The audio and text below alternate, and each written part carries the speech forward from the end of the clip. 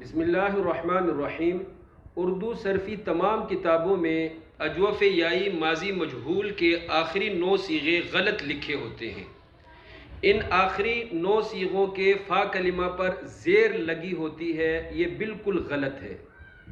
یہ بات شذ العرف کے مؤلف حضرت علامہ حملاوی علیہ الرحمہ نے فعل کی 6ٹھی تقسیم میں لکھی ہے کہ اجوف یائی ماضی مجہول کے آخری 9 صیغوں کے فا کلمہ پر پیش پڑھنا لازم ہے، یعنی یوں پڑھنا لازم ہے: بعنا، بعتا، بعتما، بعتم، بعتی، بعتما، بعتن، بعتو، بعنا۔